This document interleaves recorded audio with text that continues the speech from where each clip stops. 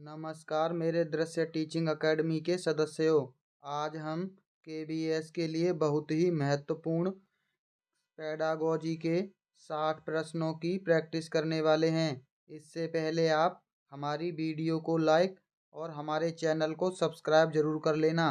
पहला प्रश्न है, शिक्षण के क्षेत्र में प्राथमिक समाजीकरण एजेंसी की क्या भूमिका है?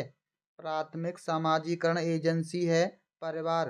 एकमात्र प्राथमिक समाजीकरण एजेंसी परिवार है। उसके बाद जितनी भी एजेंसियां हैं सभी द्वितीयक एजेंसियां होती हैं। पहला ऑप्शन है औपचारिक अधिगम की, कौशल विकास की, समाजीकरण की, मूल्यों एवं मान्यताओं को विकसित करने की। इस प्रश्न का सही जवाब है ऑप्शन चौथा, परिवार बच्चों में मूल्यों और मान्यताओं को विकसित करने में अहम भूमिका निभाता है और परिवार प्राथमिक समाजीकरण एजेंसी है। अगला प्रश्न है, निम्नांकित में से क्या द्वितीयक समाजीकरण एजेंसी, यहाँ थोड़ी टाइपिंग मिस्टेक है, नहीं है। पहला प्रश्न है, पहला ऑप्शन है स्कूल, परिवार, समाज, मीडिया। इस प्रश्न का सही जवाब है ऑप्शन दूसरा, परिवार प्राथमिक एजेंसी है, ना कि द्वितीयक। स्कूल, समाज और मीडिया ये सभी द्वितीयक एजेंसी हैं। अगला प्रश्न है, आप गृह और विद्यालय को किस प्रकार एक साथ लाएंगे? पहला ऑप्शन है माता पिता से बार बार बैठकें करके, दूसरा है समकक्षीय सदस्यों से मिलकर, तीसरा है अध्यापकों के सम्मेलन के माध्यम से, चौथा है विद्यालय में संगोष्ठियों का आयोजन करके।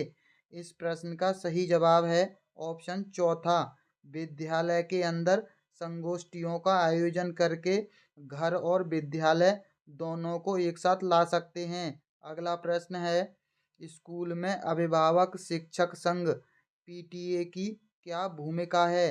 पहला ऑप्शन है विद्यार्थी की समस्याओं के बारे में प्रबंधन प्रबंधन से विमर्श करना, दूसरा है स्कूल के विकास के लिए रचनात्मक सुझाव देना, तीसरा है स्कूल के कार्यक्रमों में शामिल होना, चौथा है स्कूल के कार्यक्रमों में दोष ढूंढना। इस प्रश्न का सही जवाब है ऑप्शन दूसरा, ये सकारात्मक ऑप्शन है। स्कूल के विकास के लिए रचनात्मक सुझाव देना ये अभिभावक और शिक्षक दोनों का कार्य होता है। अगला प्रश्न है, निम्नांकित में से क्या अधिगम का सामुदायिक संसाधन हो सकता है? पहला ऑप्शन है सिनेमा हॉल, दूसरा मंदिर, तीसरा घोड़े का अस्तबल, चौथा अग्निशामक केंद्र। इस प्रश्न का सही जवाब है ऑप्शन दूसरा, मंदिर अधिगम का सामुदायिक संसाधन हो सकता है। अगला प्रश्न है, राष्ट्रीय शिक्षा नीति 2020 के अनुसार बाल वाटिका क्या है? आपको राष्ट्रीय शिक्षा नीति 2020 से 1 से 2 प्रश्न 100% देखने को मिलेंगे। पहला ऑप्शन है 3 से 5 वर्ष तक की आयु में प्राप्त शिक्षा, दूसरा 8वीं कक्षा तक शिक्षा, तीसरा प्राथमिक कक्षाओं में 1ली से 5वीं तक प्राप्त शिक्षा, या 5 से 10 तक की आयु में प्राप्त शिक्षा। इस प्रश्न का सही जवाब है ऑप्शन पहला, 3 से लेकर के 5 वर्ष तक की आयु में प्राप्त शिक्षा, यानी विद्यालय आने से पहले की जो शिक्षा है उसे बाल वाटिका कहते हैं। पहली क्लास में एडमिशन होता है 6 वर्ष के बच्चे का, उससे पहले आंगनवाड़ी में जो बच्चे पढ़ते हैं उनके लिए बाल वाटिका का प्रावधान करती है राष्ट्रीय शिक्षा नीति 2020। अगला प्रश्न है, स्पेंसर के अनुसार शिक्षा का प्रयोजन क्या है? पहला ऑप्शन है सार्थक जीवन, दूसरा पूर्ण जीवन, तीसरा स्वाधिगम, चौथा जीवन की तैयारी। इस प्रश्न का सही जवाब है ऑप्शन चौथा, जीवन की तैयारी। स्पेंसर मूवी आपने सभी लोगों ने देखी होगी, वो अपने जीवन के लिए बहुत सारी जद्दोजहद करता है। अगला प्रश्न है, अप्रकट पाठचर्या क्या है? पहला ऑप्शन है विहित औपचारिक, दूसरा है पाठ्य वस्तु में छिपी हुई पाठचर्या, तीसरा है अनौपचारिक रूप से मूल्यों और मान्यताओं की प्राप्ति पर बल दिया जाना। चौथा है विद्यालय द्वारा बृहत पाठ्यक्रम। इस प्रश्न का सही जवाब है ऑप्शन तीसरा। एक बात और समझ लीजिए, अगर प्रश्न सकारात्मक है और कोई ऑप्शन बहुत ही अधिक बड़ा है तो उसके 90% चांस होते हैं सही होने के। जो भी ऑप्शन अगर बहुत ही अधिक बड़ा हो और प्रश्न सकारात्मक हो, तो आपको अगर आंसर ना पता हो तो आप उसका सही जवाब जो ऑप्शन सबसे अधिक बड़ा है उसे ही लगा दीजिए। अगला प्रश्न है, बालक और बालिकाएं किशोर अवस्था में स्कूल से क्या अपेक्षाएं रखते हैं। पहला ऑप्शन है संवेगात्मक सहयोग की, सहकारिता की, सहानुभूति की या परामानुभूति की। इस प्रश्न का सही जवाब है ऑप्शन पहला, संवेगात्मक सहयोग की। एक चीज समझ लीजिए, आपको पेडागोजी को हल करते समय आप शिक्षक की तरह मत सोचिए, बल्कि बच्चों की तरह सोचिए। जो चीज़ें बच्चों को ज़्यादा कंफर्टेबल महसूस कराएगा ऑप्शन, वही सबसे सही जवाब होगा। अगला प्रश्न है, निम्नांकित में से क्या नैतिक शिक्षा की श्रेणी में आता है। पहला ऑप्शन है केवल दायित्व। एक चीज और समझ लीजिए, पेडागोजी के अंदर केवल शब्द नकारात्मक होता है। दूसरा ऑप्शन है सही और गलत में विभेद करना। तीसरा है अनुभूति। चौथा मान्यता प्रदान करना। इस प्रश्न का सही जवाब है ऑप्शन दूसरा। नैतिक शिक्षा का अर्थ होता है सही और गलत के बीच विभेद करना सिखाना। अगला प्रश्न है, निम्नांकित में से क्या किशोर अवस्था के व्यवहारात्मक अभिलक्षण हैं। पहला है नैराश्य भाव, दूसरा है दुसमायोजन, तीसरा है आक्रामकता, चौथा अपनी अस्मिता को लेकर के संघर्ष। इस प्रश्न का सही जवाब है ऑप्शन तीसरा, आक्रामकता होती है किशोर अवस्था के अंदर। अगला प्रश्न है, शिक्षा शास्त्र क्या है। पहला ऑप्शन है यह अध्यापन पद्धति का व्यापक रेंज है जिसके मूल्यांकन और अनुदेशन शामिल हैं। दूसरा है यह एक प्रकार की अधिगम प्रक्रिया है, शिक्षण अधिगम सामग्री का समूह है या पाठ योजना को लागू किया जाना है। हमने आपको पहले भी बताया था कि अगर प्रश्न सकारात्मक है और कोई ऑप्शन अधिक बड़ा है तो वो सही होने के चांस 90% होते हैं। इस प्रश्न का सही जवाब भी पहला ही ऑप्शन है। आप खुद देख लीजिए, ये प्रश्न प्रीवियस ईयर में पूछे गए प्रश्न हैं, हमने अपनी तरफ से नहीं बनाए हैं। अब आप देख लीजिए, जो सबसे बड़ा ऑप्शन है वही सही जवाब है। आगे भी आप ये चीज़ देख सकते हैं। अगला प्रश्न है, प्राथमिक चरण की शिक्षा में मातृभाषा में शिक्षण का उल्लेख भारतीय संविधान के किस अनुच्छेद में है। पहला है अनुच्छेद 29 में, अनुच्छेद 510 में, अनुच्छेद 350 ए में, अनुच्छेद 239 में। इस प्रश्न का सही जवाब है ऑप्शन तीसरा, अनुच्छेद 350 के ए में। एक चीज और समझ लीजिए, अगर किसी अनुच्छेद के पीछे इस तरह दे रखा हो तो वो भी सही होने के चांस सबसे अधिक होते हैं। और इस प्रश्न का भी जवाब ऑप्शन सी है, अनुच्छेद 350 का ए। अगला प्रश्न है, स्कूल में अधिगम स्थान से, यहाँ थोड़ी टाइपिंग मिस्टेक है, अभिप्राय है। पहला ऑप्शन है उत्तम वातानुयुक्त कक्षा, दूसरा भय रहित माहौल में सुव्यवस्थित कक्षा कक्ष, तीसरा है कक्षा में सूचना और संचार प्रौद्योगिकी के साधन, चौथा है आरामदेह डेस्क। इस प्रश्न का सही जवाब है ऑप्शन दूसरा, भय रहित होनी चाहिए उसका माहौल और सुव्यवस्थित कक्षा कक्ष होना चाहिए। ये अधिगम के लिए सबसे अच्छे और बढ़िया क्लास होती है। अगला प्रश्न है, बालक के विकास के संदर्भ में परिपक्वता का तात्पर्य किससे है। पहला ऑप्शन है अनुभूति से, दूसरा बालक के विकास क्रम में शारीरिक मनोवैज्ञानिक और अनुकूलन संबंधी परिवर्तन से, तीसरा रुचि से, चौथा आवेग से। यहाँ भी देख लीजिए, प्रश्न सकारात्मक है और इस प्रश्न का सही जवाब भी सबसे बड़ा ही ऑप्शन है। अगला प्रश्न है, अध्यापकों और विद्यार्थियों में किस प्रकार के संबंध के फलस्वरूप अधिगम की अभिवृद्धि होती है? पहला, सामाजिक संबंध। दूसरा, शासकीय संबंध। तीसरा, संवेगात्मक संबंध। चौथा, सौहार्दपूर्ण संबंध। इस प्रश्न का सही जवाब है ऑप्शन तीसरा, संवेगात्मक संबंध। ये संबंध भी बहुत जरूरी होते हैं, लेकिन इन तीनों में जो सबसे ज्यादा अच्छा है, सकारात्मक है, वो है संवेगात्मक संबंध। आप किसी से मन के साथ जुड़े हुए हों तो आपका मन उसके साथ बहुत ही अच्छे से लगा होता है। अगला प्रश्न है, शिक्षा मंत्रालय द्वारा प्रतिपादित दीक्षा कार्यक्रम निम्नांकित में से किसके बारे में है? पहला ऑप्शन है, प्राथमिक शिक्षा में निशुल्क यूनिफॉर्म और पाठ्य पुस्तक की उपलब्धता। दूसरा है, डिजिटल अवसंरचना से संबंधित संसाधन की उपलब्धता।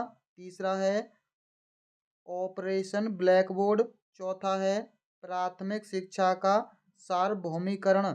इस प्रश्न का सही जवाब है ऑप्शन दूसरा, दीक्षा का संबंध है डिजिटल अवसंरचना से संबंधित संसाधन की उपलब्धता से। अगला प्रश्न है, राष्ट्रीय शिक्षा नीति 2020 में अधिगम प्रक्रिया के संबंध में स्कूलों में किसकी अनिवार्यता तात्कालिक आवश्यकता पर बल दिया गया है? पहला है, बुनियादी साक्षरता और संख्या ज्ञान पर। दूसरा, वैज्ञानिक प्रवृत्ति पर। तीसरा, सांख्यिकी अभिरुचि पर। चौथा, समालोचनात्मक चिंतन पर। इस प्रश्न का सही जवाब है ऑप्शन पहला, बुनियादी साक्षरता और संख्या ज्ञान पर सबसे ज्यादा बल दिया गया है। अगला प्रश्न है, औपचारिक शिक्षा क्या है? पहला है, आध्यात्मिक केंद्रों में प्राप्त शिक्षा। दूसरा, प्राथमिक कक्षाओं में प्राप्त शिक्षा।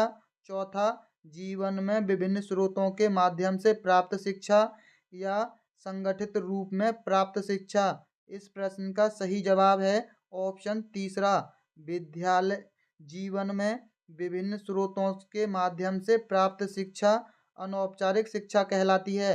अनौपचारिक शिक्षा का मतलब होता है विद्यालय के बाहर की शिक्षा।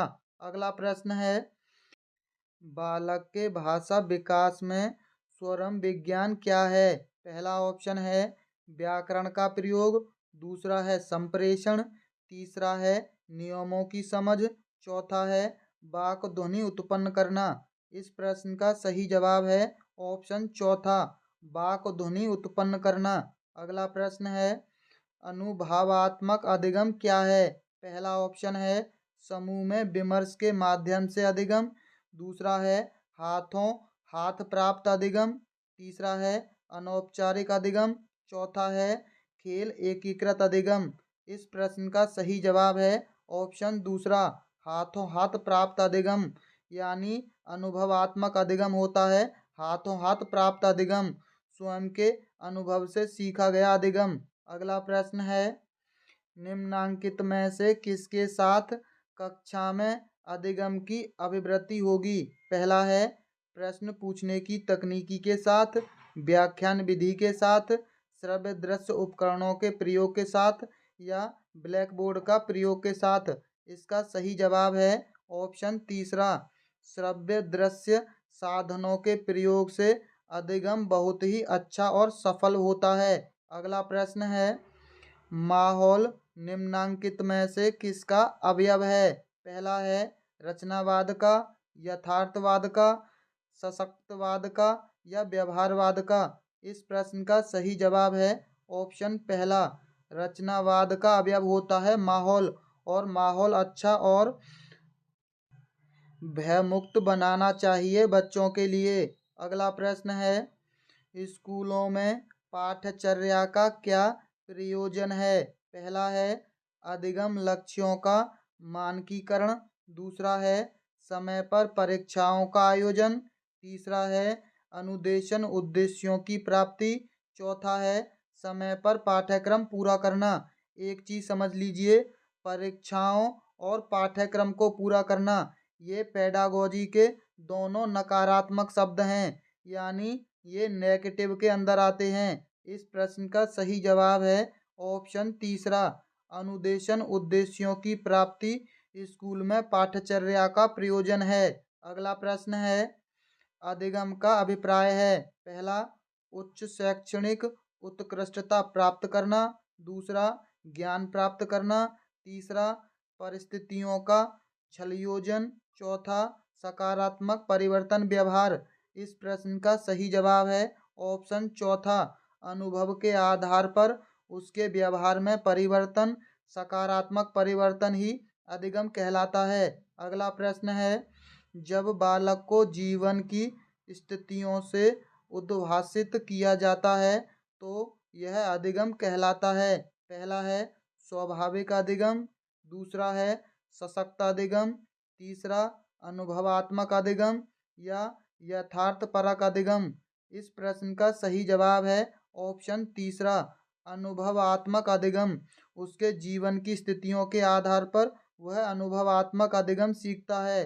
अगला प्रश्न है राष्ट्रीय शिक्षा नीति 2020 में स्कूली शिक्षा की रचना के प्रतिरूप को निम्नांकित में से किस रूप में रूपांतरित किया गया है। पहला है 8-3-2-2-3, 5-3-3-4, 10-2-3, 5-5-2-3। इस प्रश्न का सही जवाब है ऑप्शन दूसरा 5-3-3 और 4 यानी 53-34 याद रख लीजिए। ये 2020 के अनुसार है। अगला प्रश्न है वन का भ्रमण करने से बालक में क्या विकसित होगा। पहला है आत्मगणवेश क्षमता, दूसरा चिंतन क्षमता, तीसरा अभिव्यक्ति की क्षमता, चौथा कल्पना शक्ति। इस प्रश्न का सही जवाब है ऑप्शन तीसरा अभिव्यक्ति की क्षमता विकसित होगी। अगला प्रश्न है प्रशासन के अतिरिक्त प्रधानाध्यापक का मुख्य अध्यावसायिक दायित्व है। पहला है पर्यवेक्षण का, दूसरा प्राधिकारियों के साथ संपर्क का, तीसरा विद्यालय का नियंत्रण का, चौथा अध्यापन का। इस प्रश्न का सही जवाब है ऑप्शन पहला पर्यवेक्षक का दायित्व होता है एक प्रधानाध्यापक का। अगला प्रश्न है निम्नांकित में से क्या शिक्षा का कार्य नहीं हो सकता। पहला है समाज में ज्ञान का पारिवेषण करना, दूसरा है कट्टरपंथ और अंधविश्वास का प्रसार करना, समाज का रूपांतरण करना, स्वास्थ्य समाज का निर्माण करना। इस प्रश्न का सही जवाब ऑप्शन दूसरा है कट्टरपंथ और अंधविश्वास दोनों ही नकारात्मक शब्द हैं। अगला प्रश्न है अधिगम की निषक्तता कहलाती है। पहला है डिस्ग्राफिया, दूसरा डिस्कैलकुलिया, तीसरा डिसलेक्सिया, चौथा ऑटिज्म। इस प्रश्न का सही जवाब है ऑप्शन तीसरा डिसलेक्सिया। हमने हमारी पिछली वीडियो में भी कई बार बताया है। इसको याद रखने का सबसे आसान तरीका है लक्स साबुन। लक्स साबुन लिखा रहता है LUX। आप इसको पढ़ते लक्स हैं लेकिन देखने में लुक्स लगता है। लक्स से याद रख लीजिए लेक्सिया और पढ़ने में थोड़ी प्रॉब्लम होती है यानी अधिगम संबंधी पढ़ने संबंधी समस्या के लिए डिसलेक्सिया होता है। और डिसकैलकुलिया को याद रख लीजिए कैलकुलेटर से, कैलकुलिया से कैलकुलेटर याद रख लीजिए। और कैलकुलेटर कार्य करता है गणित के संबंधी क्रियाओं का यानी गणित संबंधी विकार के लिए डिसकैलकुलिया। यहाँ बचा डिस्ग्राफिया। आप लोगों ने ग्राफ सभी ने देखा ही होगा। ग्राफ के अंदर बहुत सारी लाइनें होती हैं और लाइन आती है लिखने के अंदर यानी लिखने संबंधी परेशानी होती है तो वहाँ डिस्ग्राफिया होता है। अगला प्रश्न है इस प्रश्न का सही जवाब ऑप्शन तीसरा होगा डिसलेक्सिया। निम्नांकित में से किस कारणवश समुदाय एक महत्वपूर्ण शिक्षण और अधिगम केंद्र है। पहला ऑप्शन है स्कूल के कार्यकलाप का प्रसार करना, दूसरा है इससे यथार्थ जगत में अधिगम का अवसर प्राप्त होता है, तीसरा है यह स्कूलों का प्रतिस्थापित स्वरूप है, यह अनौपचारिक अधिगम का स्रोत है। इस प्रश्न का सही जवाब है ऑप्शन दूसरा इससे यथार्थ जगत में अधिगम का अवसर प्राप्त होता है। अवसर सबसे सकारात्मक शब्द होता है पेडागोजी के अंदर। अगला प्रश्न है, किस मंत्रालय ने मनोदर्पण योजना का शुभारंभ किया है? पहला है नगर विमान मंत्रालय ने, कृषि और कृषक मंत्रालय ने, वाणिज्य और उद्योग मंत्रालय ने, या शिक्षा मंत्रालय ने। जब हम शिक्षा की बात कर रहे हैं तो ये शिक्षा मंत्रालय ने ही लॉन्च किया होगा। अगला है, निम्नांकित में से क्या गंभीर मानसिक विकार है? पहला है सिजोफ्रेनिया, दुश्चिंता, अवसाद, द्विध्रुवीय विकार। इस प्रश्न का सही जवाब है ऑप्शन पहला, सिजोफ्रेनिया। इसके अंदर ये वाला सा आता है, सिजोफ्रेनिया। सिजोफ्रेनिया के अंदर सोचने समझने की क्षमता और व्यवहार करने की क्षमता में बहुत ही प्रॉब्लम होती है। अगला प्रश्न है, स्कूली बालक बालिकाओं में सामान्यतः कौन सा मानसिक विकार उत्पन्न होता है? पहला है ज्ञानेंद्रिय विकार, दूसरा सामाजिक विकार, तीसरा दुश्चिंता विकार, चौथा व्यवहारात्मक विकार। इस प्रश्न का सही जवाब है ऑप्शन तीसरा, दुश्चिंता विकार अधिकतर बच्चों में होता है। अगला प्रश्न है, स्कूली बालकों में मानसिक रुग्णता का मूल कारण क्या है? पहला है आनुवंशिकी और मनोवैज्ञानिक तनाव, दूसरा है पोषण, तीसरा गृह का वातावरण, चौथा समकक्षीय बालकों का व्यवहार। इस प्रश्न का सही जवाब है ऑप्शन चौथा, समकक्षीय बालकों का व्यवहार। अगला प्रश्न है, निम्नांकित में से कौन सी पहल दिव्यांगजनों के लिए सार्थक होगी? पहला है शारीरिक सहायता, दूसरा आकलन और सहायता, तीसरा संवेगात्मक सहयोग, चौथा शारीरिक चिकित्सा। इस प्रश्न का सही जवाब है ऑप्शन पहला, शारीरिक सहायता उसके लिए सार्थक होगी, क्योंकि दिव्यांगजनों में शारीरिक विकार होता है। अगला प्रश्न है, कक्षा में बौद्धिक निःशक्तता की पहचान कैसे की जा सकती है? पहला है बेचैनी से, अकेलापन से, कम बोधगम्यता से, या दुसमायोजन से। इस प्रश्न का सही जवाब है ऑप्शन तीसरा, कम बोधगम्यता से इसकी पहचान की जा सकती है। अगला है, मानसिक स्वास्थ्य से संबंधित छोटी मोटी समस्या के निवारण हेतु विद्यालय को क्या करना चाहिए? पहला है परामर्श देना चाहिए, चिकित्सीय उपचार देना चाहिए, माता पिता से निरंतर संवाद करना चाहिए, सामाजिक संवेगात्मक अधिगम का एकीकरण करना चाहिए। इस प्रश्न का सही जवाब है ऑप्शन पहला, उन्हें परामर्श देना चाहिए। अगला है, बालकों की मानसिक स्वास्थ्य की समस्या के निवारण में माता पिता की क्या भूमिका है? पहला है किशोर बालक बालिकाओं के साथ साझा कार्यकलाप में रत होकर उनके साथ गुणवत्तापरक समय व्यतीत करना, दूसरा है चिकित्सीय उपचार, तीसरा है घर पर परामर्शदाता की नियुक्ति, चौथा है माता पिता को किशोर अवस्था से संबंधित समस्याओं के बारे में जानकारी होनी चाहिए। इस प्रश्न का सही जवाब है ऑप्शन पहला। और यहाँ देख लीजिए, पहला ही ऑप्शन सबसे अधिक बड़ा है। किशोर बालक एवं बालिकाओं के साथ साझा कार्यकलाप में रत होकर उनके साथ गुणवत्तापरक समय व्यतीत करना चाहिए। अगला प्रश्न है, स्कूल की भावी योजना और इसका दर्शन निम्नांकित में से किसमें दर्शाया जाएगा? पहला ऑप्शन है स्कूल की संदर्भिका में, दूसरा है संस्थानिक योजना में, तीसरा विद्यालय विकास की योजना में, चौथा स्कूल की पत्रिका में। इस प्रश्न का सही जवाब है ऑप्शन तीसरा, विद्यालय की विकास योजना में दर्शाया जाएगा।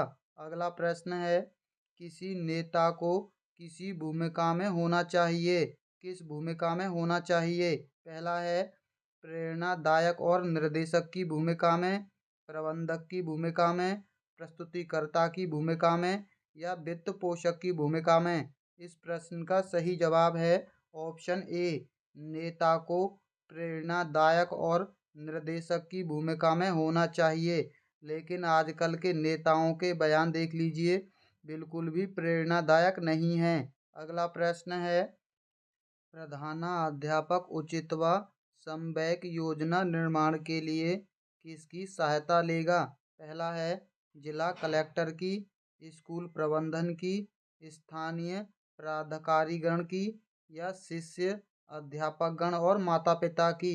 स्कूल के लिए सबसे योजना निर्माण में सबसे ज़्यादा सहायक होंगे शिष्य अध्यापकगण और माता पिता। अगला है, किसी स्कूल का नेतृत्व करने वाले व्यक्ति में निम्नांकित में से सर्वाधिक महत्वपूर्ण व सर्वापेक्षित गुण क्या है? पहला है सहयोग, दूसरा योग्यता, तीसरा संकल्प शक्ति, चौथा आक्रामकता। इस प्रश्न का सही जवाब है ऑप्शन पहला, सहयोग सबसे अच्छा गुण है। अगला प्रश्न है, रूपांतकारी नेतृत्व की अवधारणा के अनुसार प्रभावी नेता को, पहला ऑप्शन है लोगों को अभिप्रेरित और प्रेरित करना चाहिए, दूसरा है व्यक्ति को अपनी क्षमता के दोहन के लिए कोचिंग देना चाहिए। एक चीज़ और याद रख लीजिए, कोचिंग हमेशा नकारात्मक शब्द होता है। अपने स्वयं के संगठन के लिए आगे बढ़ना चाहिए। लक्ष्य की प्राप्ति के लिए सामान्य निर्देश और उपकरण उपलब्ध कराने चाहिए। इस प्रश्न का सही जवाब है ऑप्शन पहला, नेता का कार्य होता है लोगों को अभिप्रेरित करना और प्रेरित करना। अगला प्रश्न है, किसी नेता का अनिवार्य गुण क्या है? पहला है कठोरता, दूसरा अन्य व्यक्तियों को प्रेरित करना, जवाबदेही, लचीलापन। इस प्रश्न का सही जवाब है ऑप्शन चौथा, लचीलापन होना चाहिए। अन्य व्यक्तियों को प्रेरित करना भी गुण होना चाहिए, लेकिन लचीलापन ज़्यादा सकारात्मक ऑप्शन है। जवाबदेही भी एक नेता की होती है, प्रेरित करना भी नेता का कार्य होता है, और लचीलापन भी। ये तीनों कार्य एक नेता के होते हैं, और इन तीनों में जो सबसे ज़्यादा सही है वो है लचीलापन। अगला प्रश्न है, निम्नांकित में से क्या किसी नेता का गुण नहीं हो सकता? पहला है ईमानदारी और सत्यनिष्ठा, दूसरा विश्वास, तीसरा विश्वास की कमी, चौथा जवाबदेही। इस प्रश्न का सही जवाब है ऑप्शन तीसरा, विश्वास की कमी एक नेता का गुण नहीं हो सकती। अगला प्रश्न है, एक शिक्षाविद के रूप में प्रधानाध्यापक की क्या भूमिका है? पहला है विद्यालयों और अध्यापकों के मध्य मध्यस्थता का कार्य करना। ये बिल्कुल प्रधानाध्यापक की भूमिका होती है। स्कूल का पर्यवेक्षण, ये भी प्रधानाध्यापक की भूमिका होती है। विद्यार्थी और प्रबंधन के मध्य सेतु का कार्य करना, ये भी बिल्कुल प्रधानाध्यापक का कार्य है। अकादमिक और प्रशासनिक नेतृत्व प्रदान करना, ये चारों कार्य प्रधानाध्यापक के होते हैं। लेकिन इन चारों में जो विशेष करके भूमिका होती है वो होती है अकादमिक और प्रशासनिक नेतृत्व प्रदान करना। अगला प्रश्न है, गति निर्धारक नेतृत्व का महत्वपूर्ण पदबंध है। पहला है मैं इसे बेहतर ढंग से कर सकता हूँ, दूसरा है मैं आपको बताता हूँ इसे कैसे किया जाता है, तीसरा है हम बड़ा स्वप्न देखें और मानक निर्धारित करें, चौथा है मैं तुम्हें संसाधन और स्वायत्तता दूंगा और आप कार्य निष्पादन करो। इस प्रश्न का सही जवाब है ऑप्शन चौथा।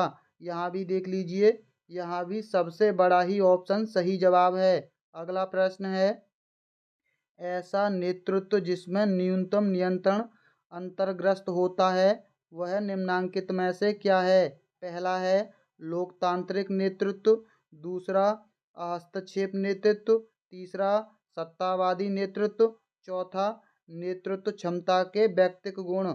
इस प्रश्न का सही जवाब है ऑप्शन दूसरा, हस्तक्षेप नेतृत्व। अगला है, राष्ट्रीय शिक्षा नीति 2020 के अनुसार ECCE से क्या अभिप्राय है? यहाँ अभिप्राय होगा, पहला है emotional childhood care and education, दूसरा है elementary childhood centre and education, तीसरा है infinitive childhood care and education, चौथा है early childhood care and education. इस प्रश्न का सही जवाब है ऑप्शन चौथा early childhood care and education, ये होता है ECCE का। अगला प्रश्न है राष्ट्रीय पाठ्यचर्या की रूपरेखा यानी NCF 2005 किसके द्वारा तैयार किया गया था? पहला है केंद्रीय माध्यमिक शिक्षा बोर्ड के द्वारा, विश्वविद्यालय अनुदान आयोग के द्वारा, राष्ट्रीय शैक्षणिक अनुसंधान और प्रशिक्षण परिषद के द्वारा, राष्ट्रीय मुक्त विद्यालय शिक्षा परिषद के द्वारा। इस प्रश्न का सही जवाब है ऑप्शन तीसरा राष्ट्रीय शैक्षणिक अनुसंधान और प्रशिक्षण परिषद।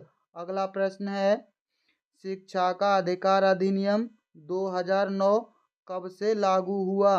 पहला है 1 अप्रैल 2009 से, 1 अप्रैल 2010 से, 1 जून 2009 से, 1 जून 2010 से। इस प्रश्न का सही जवाब है ऑप्शन दूसरा 1 अप्रैल 2010 से लागू हुआ, लेकिन अधिनियम आया था 2009 में। अगला प्रश्न है NEP पद का तात्पर्य है यानी NEP की फुल फॉर्म क्या है? पहला है नेशनल एजुकेशनल पॉलिसी, दूसरा न्यू एजुकेशनल पॉलिसी, तीसरा नेशनल एजुकेशनल प्रोग्राम, चौथा न्यू एजुकेशन प्रोग्राम।